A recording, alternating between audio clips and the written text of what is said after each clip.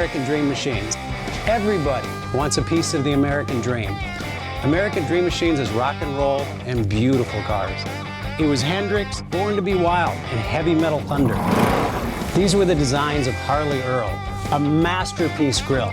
These are the cars that people dreamed about in the 50s, and they still dream about them today. True works of art on four wheels. Welcome to Car Heaven.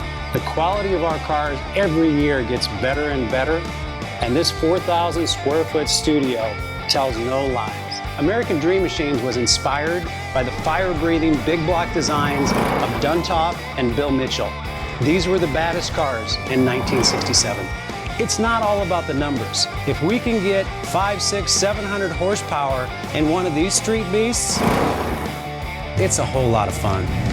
At American Dream Machines, we've purchased thousands of cars over the years, and we've learned the hard way. We had to fix them.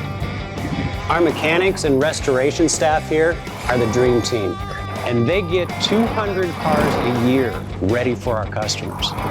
Yes, I love that. American Dream Machines opened our doors in 2003. We've sold thousands of cars all over the country and all over the world. We have beautiful cars here, and you should own one. So you want to drive the Buick in the back?